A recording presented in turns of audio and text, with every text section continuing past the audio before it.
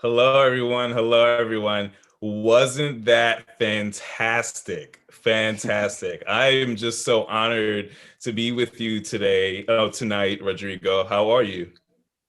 Hi, Daniel. I'm super, super excited. I know that there's a lot of people that have been watching the film, so I'm so honored that in these times people can get to see our film. So really, really happy to be here. Yeah, I know for sure. I mean, it's an honor. It's an honor for us. And to Me Monk. Oh my goodness. Wow. So first, I want to start off with thanking the beautiful, beautiful Senator Loretta Weinberg for sponsoring this screening.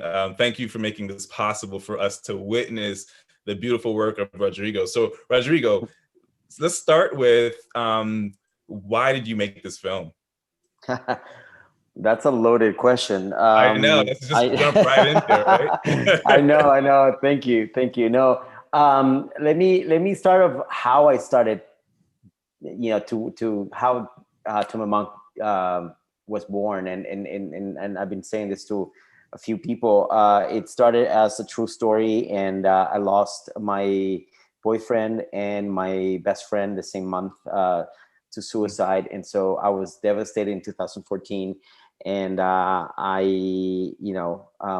stopped everything that I was doing. I didn't know what was happening, and I get a call from a dramaturg from Bolivia, and he's like, "Yeah, we're doing this compilation of 12 pieces of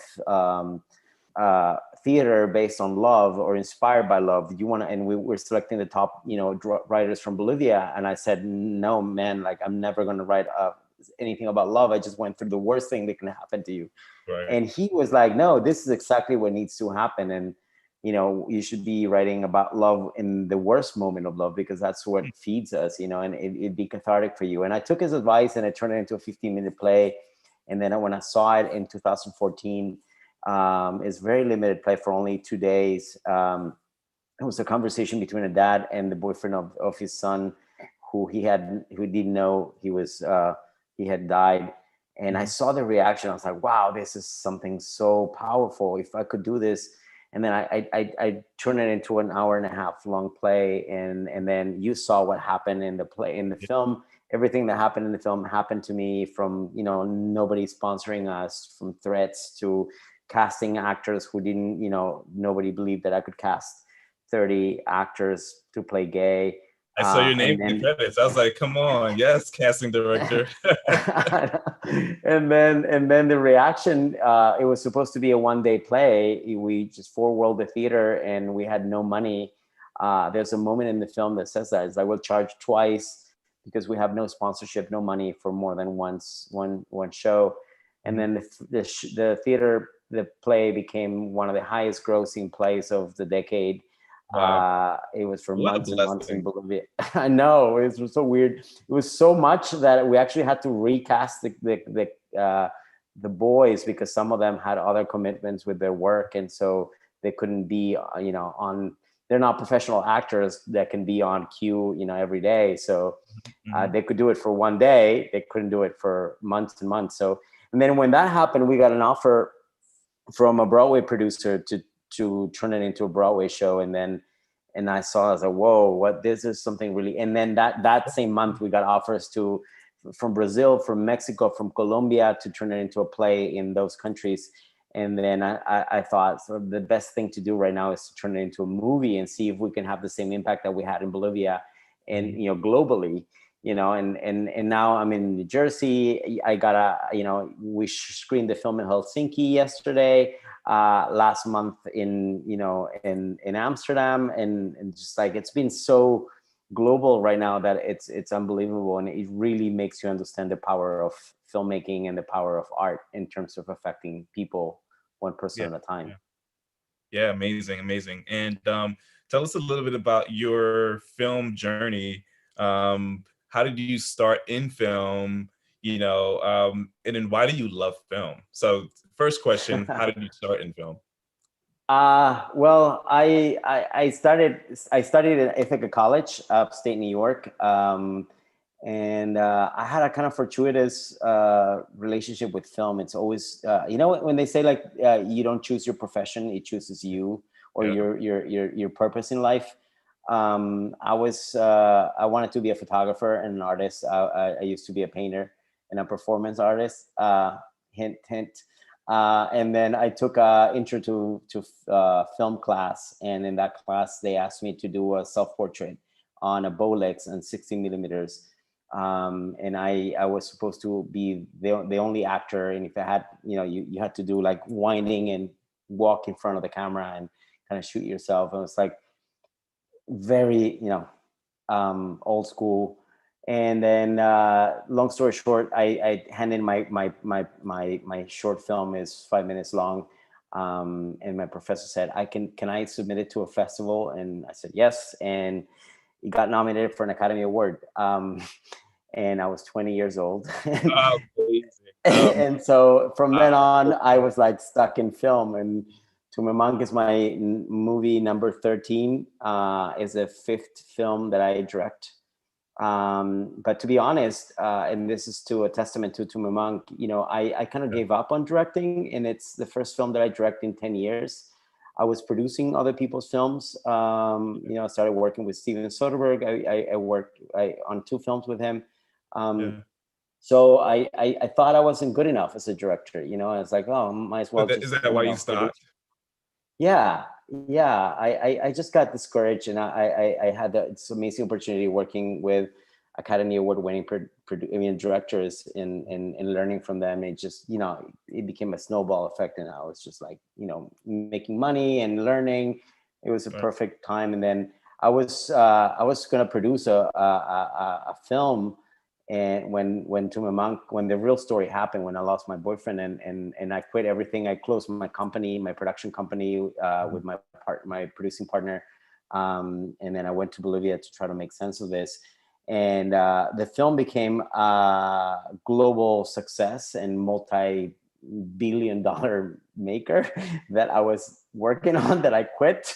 And then on the good side of the story, I ended up winning my vocation for film and learning that film can change lives instead of just make money.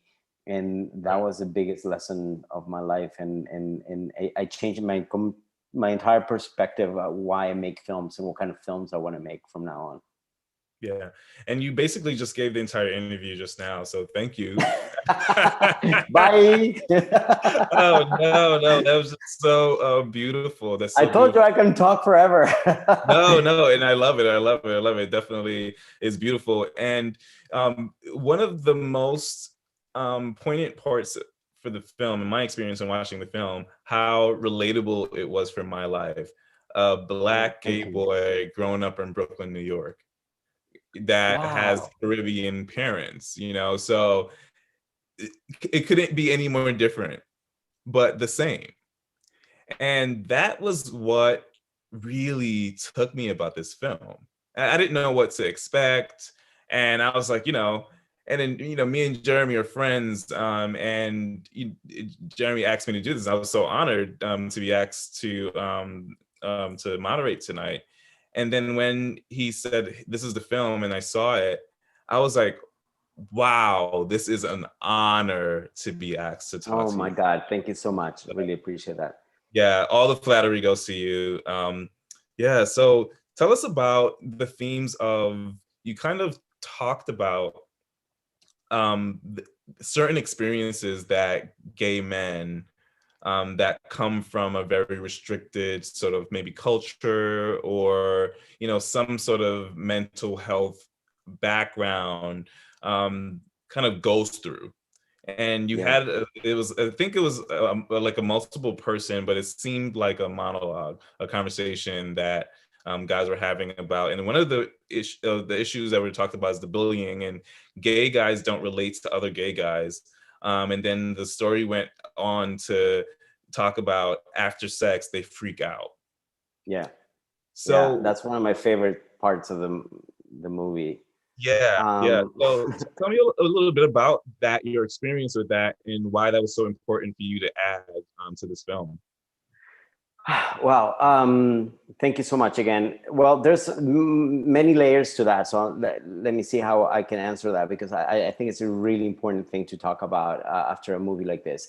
I saw when I was doing the play, and people told me that I wouldn't find actors to play gay. I didn't go to actors. I started, asking in the community, for suicide survivors. And actually, one of my actors I met at the clinic after a suicide attempt, and they told me, so and so, I have a friend who is in the clinic. He survived, and I went there, and he, straight from the clinic, came started rehearsing with us, and then he's like, well, I know a lot of people who try to commit suicide, and so in that process, Wow.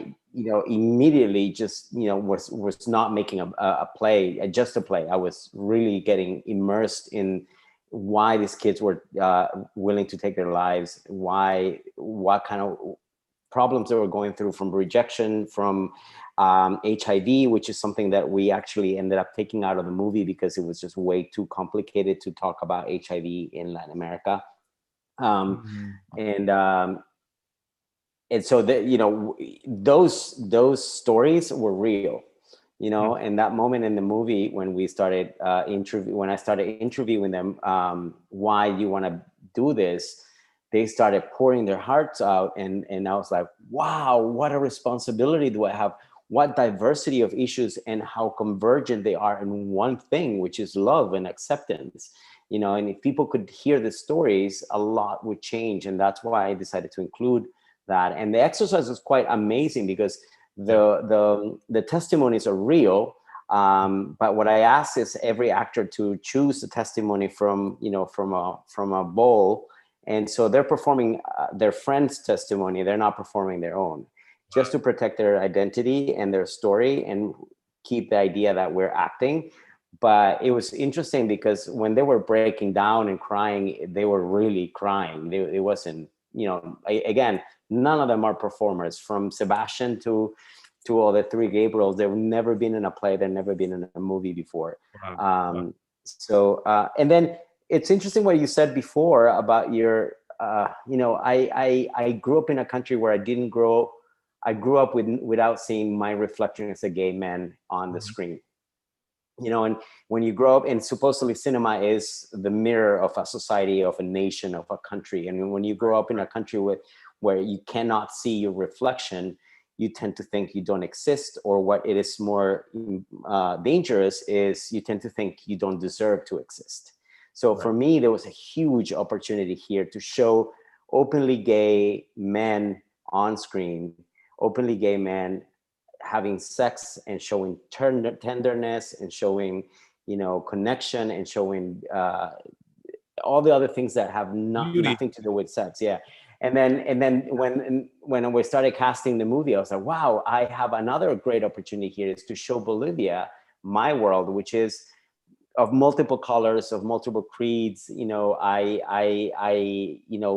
had a roommate who was Black, who was dating a deaf white guy. So multiracial, biracial, disabilities in the gay world are something that is so normal around me, but people in my world in Bolivia don't get to see that. And I was like, wow, I get to show Mhm. my world in New York, and Puerto Ricans, and I get to show Arabic gay men, and I get to show people with HIV who are open about their status, and things that you don't see here in Bolivia. So and I guess that's a diversity that I don't get to see as a gay man on film that often, and I had the luxury to portray and show to my country and my fellow people, any gay men and women who grow up and get to see that. Yeah, and that's amazing. And the chat in the room is fired up, and they're starting to already ask questions. And one of the questions is really important to what you were just saying. Elsie asked, "How was the film received in Bolivia?" Because I know you talked a little bit about HIV, talking about HIV being complicated. Yeah. So how was it received? What complications did you have to come across? Well, when I was doing the play, it was really complicated, and we were scared for our lives, and that was 2015, April 2015. But after the play premiered, people started talking about, even saying the word homosexuality on radio or on national television, just mentioning things, and newspapers talking about the film. And so it became a platform or an excuse for people to talk about a taboo subject. And so that was the greatest achievement of the play. But and I'm also, I need to clarify something for other people. Like, Bolivia is one of the most racially and ethnically diverse countries that I know of. We're over 30 different ethnicities within indigenous ethnicities within our own country. Wow. And so the diversity is gigantic. So my film is not trying to portray Bolivia at all. And I was trying to focus on a very specific issue, which is, middle upper class, privileged, white passing, Bolivians who were dealing with this kind of privilege. Their parents have money. Society is very important. The status is one of the most important drivers of why people suffer from homophobia. And so I always clarify that this is not a film that talks about homosexuality or homophobia in the range that we experience it in Bolivia, but I was trying to tackle something that was very specific to my experience and to my boyfriend's life and this boy's experience. Having said that, what's interesting is that in the 3 years after the play that took me to make the film, and then we came back and we premiered in 2019, that was 4 years after the play had opened, the entire country had shifted. And we went from a play that people wanted to censor and we were scared for our lives to do a play like that, to a country that submitted our film to represent at the Oscars, to represent Bolivia at the Oscars. So it's like we went from being the shameful son to being, we're proud of you guys. And, it's the first time Bolivia sends a film, a gay film, to the Oscars. It was like, I couldn't believe it. It's like, and then, but what is most important about the reception about the film in Bolivia was that I got to meet who is actually, in my opinion, responsible for that change. And it's what happened with the play and many other things that happens around the play, maybe coincidentally, maybe not, is that a lot of activists who didn't have access to media, to press, to use this opportunity to actually push harder and get more active and more inventive. And in that process, they changed several laws. They really pushed the envelope in creating awareness. Without permission that media had to talk about homosexuality through a play, they really did the real work. And what's most interesting, I met a lot of people in the theater when the film premiered that were doing grassroots activism, from mothers of trans kids who created a WhatsApp group to protect their kids in their schools and watch for their safety, to people doing all sorts of underground, like people smuggling HIV drugs that weren't accessible for kids in Bolivia, and they all kind of came to meet me in the cinemas, and Wow. that was the most amazing part. It's like, that is the real champions of the change that I got to see in my country, not my film, not To Me Manques. It was the people who saw an opportunity and really did the work. Right. That's just beautiful when we talk about impact. And I think your film has had impact beyond Bolivia. So what about the rest of South America? Has it had any kind of pull there? Well, we haven't seen yet because the movie is still doing its festival route, and festival screenings are very tricky. You're kind of preaching to the choir. You're presenting the film to connoisseurs of cinema, people who are open-minded. So I still haven't experienced a theatrical open premiere where anybody could just walk into a theater and encounter this. That's where the real magic happens, I think. Right, right. But it's happening now through this kind of possibilities, this digital streaming. And like I was saying, I think it's a film that is perfect to watch at home and have an intimate, conversation with your loved ones afterwards or during the film. So I'm going to miss the price of this is that I'm going to miss that contact with audiences that come out and tell you, they pour their hearts out. And like I did when I did the play, I was there Right. every night. But at the end of the day, you want people to watch it and to have that catharsis at the end of it, Yeah, yeah, no, amazing, amazing. And that question was from Judy, and that was a really, really important question, because impact is so important. I'm glad that when you talk about we talk about what success looks like, and does success mean a lot of money in the bank? Does success mean all of the awards and the accolades? Or does success really mean the impact of the work that you choose to do? Yeah. And you have done that work, and you get the accolades after that, but it just seems like, just from how you're so passionate about telling the story, how it comes from a genuine place. So I appreciate your work there, No, and thank thank you, you so Jude, for much. that question. So another question is from David. So he asks, where can people watch this film in the US? Is it available in any streaming platforms, or how can people engage more? That's a great question.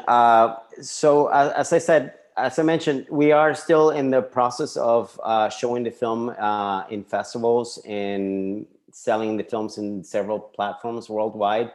Um, Europe is having premieres of the film early next year theatrically already. Unfortunately, United States, as for an indie foreign film like this, I think theatrical would be out of the question. But we will announce pretty soon.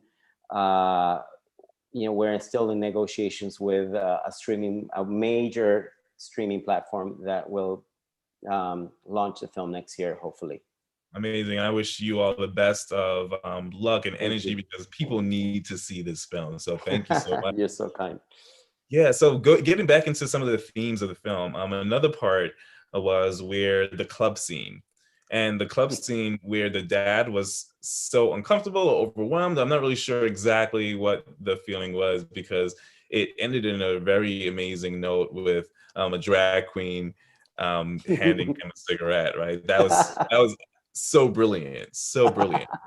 But what I'm bringing up with that part is the first time I went to a gay club, and I think I was 16 years old, I was 17 or something Wow. like that. The first time I went to a gay club, I was so uncomfortable and I was overwhelmed. And I remember the feeling of anxiety the Yeah. first time I saw, I don't know if she was in drag, but I don't know if she was trans or just in drag. But um, and it overwhelmed me and made me feel so uncomfortable, because Yeah. I all I was thinking about is my Seventh-day Adventist parents, Yeah. and all of the shame that I had to go through, or like me putting and performing as masculine, Yeah. or Yeah. The me whole show. the whole show of it, and then me as a Black man having to code switch all the time. Yeah. So we're in this performative nature of being LGBT, being of color, being Black and Hispanic. I know some people don't Absolutely. like the of color term. Just call it what it is, right? But Yeah. we we perform so much, but being faced with being in a space of people that are just like you, it overwhelmed and has like a negative impact. So talk Huh. to me about that, and let's unpack that a little bit. Oh, wow. That's a really wonderful question that I haven't had throughout this career. So smart. Well, It's interesting because in most of my films that deal with homosexuality, not all of them do, but in most of them, there is. I've been told that there is a scene where someone walks into a gay club, and and I think it's because I had the similar experience as a gay man walking in, and for me it was more about when I did that, I was in Bolivia, so, and it was super closeted, Mm. and there was this sense of danger. It's like this, I'm gonna die. I'm gonna be killed here.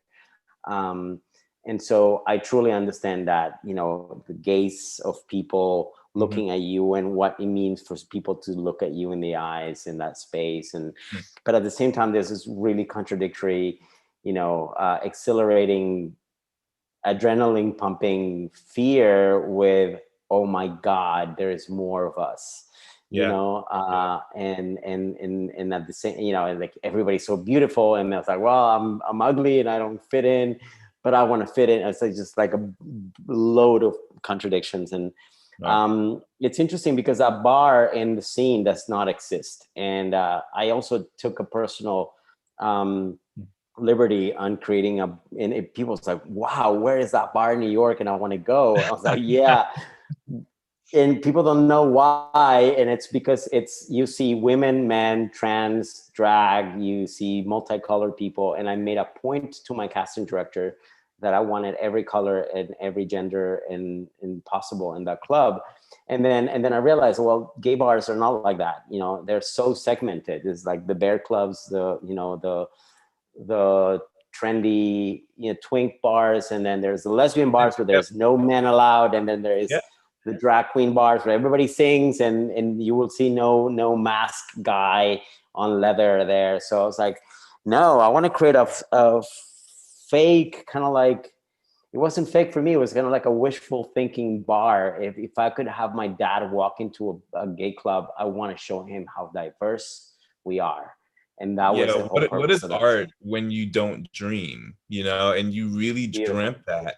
And it was beautiful. And you did bring that out where the dad asked about, it was so too much for him to understand because of all of the categories, right? So Yes. that was Yeah. masterfully weaved into those scenes. Beautiful work. Thank you so much. And actually, again, I was taking every opportunity in the film to show diversity. If you have a dream father getting to know your world, you want to show him, that that there's biracial kissing, there is biracial loving, there is, by gender or non-gender specific Yeah. Yeah. loving, and so that was just the whole idea of portraying that and showing that, because some people don't get to travel and see that. And wouldn't it be amazing if they can see that in a movie? And I remember my first experience watching, it was My Own Private Idaho, and I told um, Gus Van Sant that I was 17 and I saw that film and I got an erection, and I was like, what the fuck is this? Why haven't I seen this before? And it just changed my life to see gay men, on screen. And I want to be able to, when you're reading your stories, you want to be able to give a window of opportunity to people that don't get to see that diversity in their own cities or their own countries. I just got, speaking of impact, I got an Instagram DM from a guy that saw the film in Helsinki, and he wants to, do the play in Finland. And I'm Mm. like, wow, that's amazing. And he said the same thing. It's like, you've never been to Helsinki, but you have portrayed it exactly what we go through as gay men in Helsinki. I was like, what? It's just Wow. Wow. so amazing. Yeah, yeah, no, absolutely. And, you know, art is the only lie that tells the truth. So my beautiful. my favorite line in the world. Yeah, yeah, so beautiful. And you told a lot of beautiful lies, so thank you for that. And, another fact is that LGBTQ youth attempt suicides 4 times more than their straight peers. And you had a personal experience, so I don't want this to go unrecognized, that you put yourself on the line, your own mental well-being on the line to tell this story. And Thank you. in turn, it sounds like the story has saved you in a sense. How has It's this story helped you? Yeah. Well, let me start by Picasso. I don't think he meant it that way when he said that line, but I also believe, we're living in a world where everything is a lie. Our Instagram feed, our Facebook wall is a lie. News are fabricated or are tendentious towards our beliefs, and whatever, algorithms are so scary because they show us what we want to see. And going to the lie of fiction, I think every relationship is a story, and every story is a construction, and every construction is an artistic lie that we tell ourselves. So I don't believe in documentary versus fiction. I think everything is fiction, including our relationships, because they're made with expectations, they're made with illusion, they're made with dreams, and they're made with emotions, and emotions are not in contact with reality.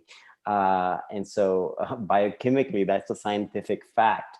So I love that idea, because that's a line that gives you permission to dream big, to go beyond the box and outside the box. And that's what I did with the film. And I had really genius mentors, Silas Howard from Queer Art Mentorship, who is now, doing Pose and amazing shows on national television, and Ira Sachs, who is my mentor, and Steven Soderbergh, also one of my closest mentors, and just kept on giving me permission to do things that were not acceptable, were not, just go there, and pushing me to say, like, this is not your story, Rodrigo, you're telling a story. And because, as you said, it was really, really personal. And there's a line, I think it's still there, I don't know if it's still there, where at the beginning of the rehearsals of the play, I said, if I cry, I cry, and if you want to cry during rehearsals, you're allowed to. And then I ended up crying all throughout rehearsals for 5 months, and then I said the same thing in the movie, because I said, like, I need to give myself permission to be vulnerable while I direct this. A lot of people think that the director has to be this strong, beacon of, and I was like, no, I'm going to be very, very vulnerable, because what I'm watching is really, really personal, and that's an opportunity for you to also be vulnerable and allow yourself to go there. And I think that's what happened. The film is full of people that are not just acting, are not just working. They were invested emotionally in every single thing that we did, and everything that we were shooting.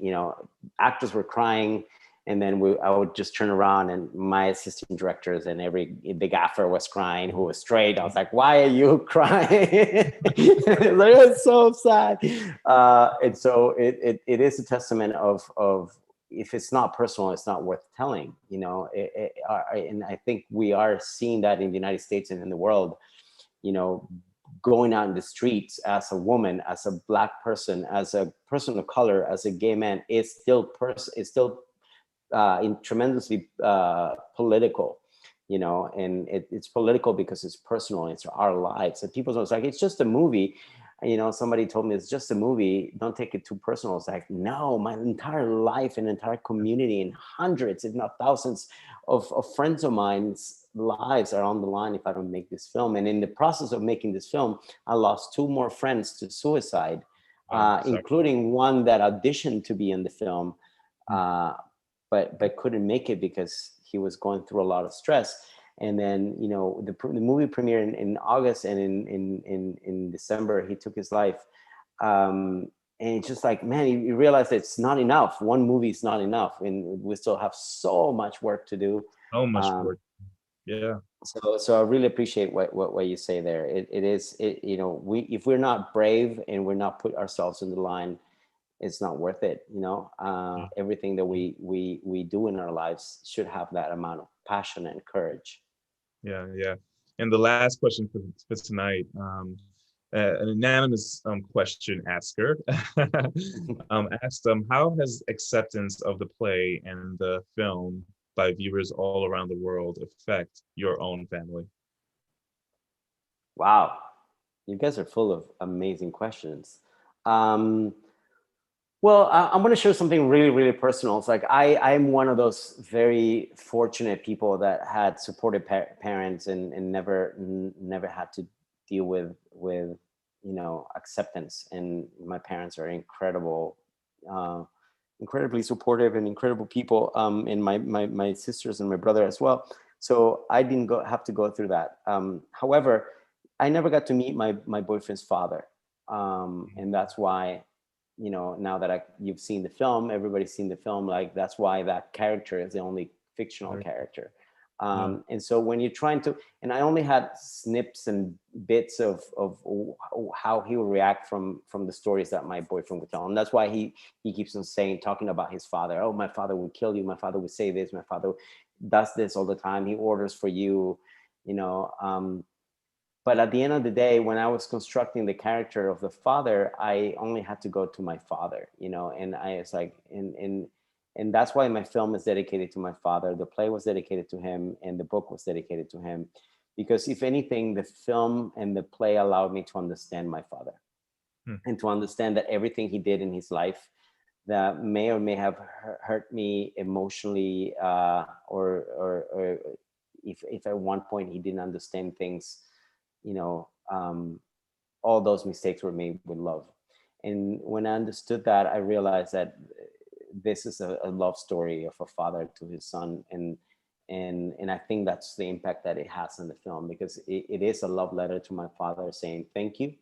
And I know, I if I could only had shown you what my world was like, if you Hmm. would have allowed yourself, if you, because our parents come from generations that did not have that experience that we had. Absolutely. Nobody showed them, nobody told them, and so if I had had the opportunity to tell my father what my life was like, what my friends were like, what diversity, and for me, that line in the movie at the end when he says you're surrounded by great people, um, for me, that's kind of like, I want my dad to know that, that I chose to live in New York, and I chose to leave my country, learn a new language, so I can be free, and I could be happy, and I can be who I am. But the price of that is leaving behind, my culture, my parents. And if they only know that I'm safe, and that I'm surrounded by great people, and that I'm happy there, and that's all a parent wants. And if you know that, then there's the ultimate, just like, there's just love, there's nothing else. Right, right. Amazing, amazing. And thank you so much for this gem. I could attest, I 2 years ago, I had a thought. I said, when I was growing up, my dad was like 27 years old. And if he was like me at 27, he was bound to mess up some stuff. So that has helped me really forgive my parent um, and love them at the same time. So thank you Absolutely. for sharing your love with us. And thank you so much. Thank you so much. And that concludes our interview. Rodrigo, thank you so much for sharing space with me. And hopefully we can run in each other's pathways at some point. I would So love that. I would yeah, really love that. This has been really, really great, and thank you for the candor and the openness, so I can talk about all these things that I've never talked about in these interviews. wow, okay. So That's this is another awesome. very This is awesome. Great, great, great. amazing, amazing. And I want to tell everyone out there that the next film is Generation Lockdown, which is also sponsored by Senator Weinberg, and which, yeah, so.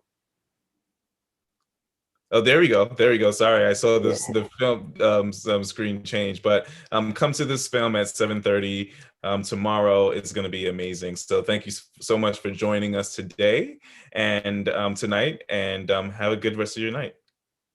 Thank you so much, guys.